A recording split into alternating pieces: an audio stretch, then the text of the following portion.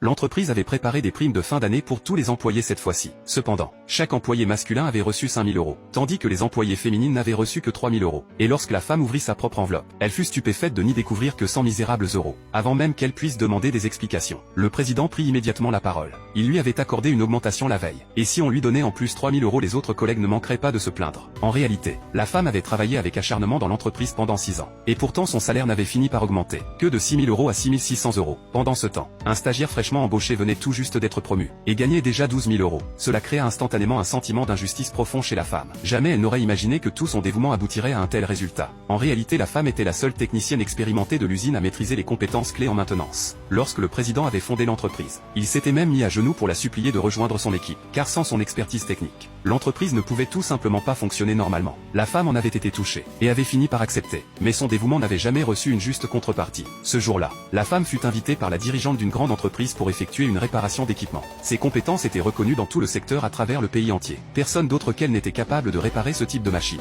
Et comme prévu, elle s'appuya sur son savoir-faire professionnel, et remit la machine en état en moins de 3 minutes. Tout le monde ne tarissait pas d'éloges sur ses compétences. La patronne lui fit immédiatement une proposition d'embauche, en lui disant qu'un talent comme le sien était gâché dans une si petite entreprise, et qu'elle était prête à l'engager avec un salaire annuel de 5 millions d'euros. La femme déclina toutefois l'offre par loyauté envers le président après 6 ans de collaboration. Malgré cela, l'autre partie lui assura que son groupe lui serait toujours ouvert, et insista pour qu'elle assiste à une cérémonie de signature, en précisant que le contrat ne serait valide que s'il était signé directement avec elle. Peu après son retour à l'entreprise, la femme reçut une notification de virement de salaire. En 6 ans, son salaire n'avait augmenté que de 600 €. Au début, elle pensait que l'entreprise traversait simplement une mauvaise passe. Mais elle n'aurait jamais imaginé que le stagiaire fraîchement promu gagnait le double de son salaire. Et ce n'était pas tout. Ses 3 colocataires masculins gagnaient eux aussi 12 000 € chacun. La femme avait du mal à y croire. Elle se sentait trahie dans sa sincérité, et claqua aussitôt sa lettre de démission sur le bureau des ressources humaines. Pendant toutes ces années, elle avait travaillé sans relâche avec un salaire de 6 000 €. Les heures supplémentaires étaient monnaie courante et elle se précipitait souvent tard le soir pour réparer les machines de l'entreprise. Et pourtant le stagiaire qui avait causé de lourdes pertes par ses erreurs gagnait encore plus qu'elle. Elle ne comprenait pas pourquoi les choses en étaient arrivées là. À ce stade, les ressources humaines ne prirent même plus la peine de cacher la vérité. Ils lui dirent sans détour qu'elle était trop âgée, et lui suggérèrent de simplement transmettre ses compétences aux nouveaux employés, et de continuer à toucher tranquillement ses 6 000 €.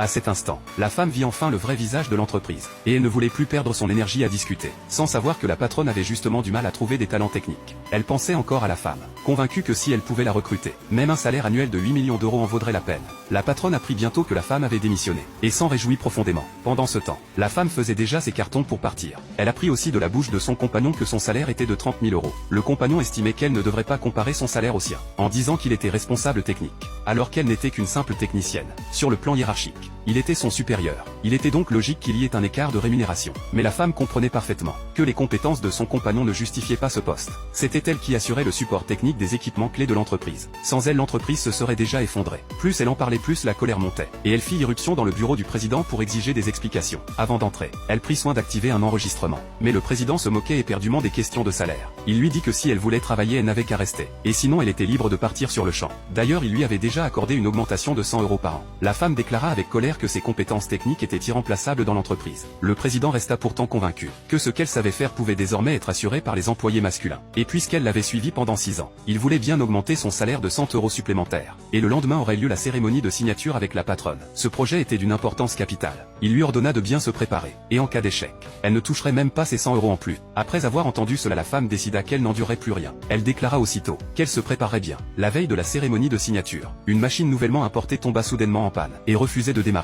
Or la patronne allait bientôt arriver pour une inspection. Si la panne n'était pas résolue, la signature tomberait inévitablement à l'eau. Le compagnon, en tant que responsable, ordonna immédiatement à la femme de la réparer, car elle était la seule à pouvoir le faire. Mais la femme répondit qu'elle n'était qu'une simple technicienne, et qu'un équipement aussi sophistiqué ne pouvait être réparé que par la direction. Le compagnon eut l'air embarrassé, mais face aux questions insistantes du patron, il ne pouvait pas se défiler. Il affirma donc avec assurance qu'il connaissait cette machine mieux que quiconque, et se mit aussitôt au travail. Par un hasard extraordinaire, il parvint effectivement à la faire démarrer. Tout le monde le félicita pour ses compétences exceptionnelles. Seule la femme savait que le démarrage de cette machine à 30 millions d'euros n'était qu'une illusion. À l'intérieur, un court-circuit s'était déjà produit, et la machine était complètement détruite. Personne ne l'a cru, estimant qu'une simple technicienne comme elle ne pouvait se comparer à un responsable. À peine eut-elle fini de parler, que la machine fit un court-circuit, et qu'une épaisse fumée commença à s'en échapper. Le président en eut le cœur brisé. C'était l'équipement le plus avancé qu'il avait acheté à crédit. Le président agrippa désespérément l'homme par le col en exigeant des explications. À ce moment-là, l'homme s'entêtait encore, affirmant qu'il pouvait encore maîtriser la situation. Le président croyait encore que ses compétences pouvaient résoudre le problème. Mais cette fois, peu importe ses efforts, la machine ne répondait plus. Le temps pressait. La patronne était déjà à la porte. Si la panne n'était pas réparée, la commande de 100 milliards d'euros serait perdue. À ce stade, le président n'avait plus le choix. Il dut confier la machine à la femme,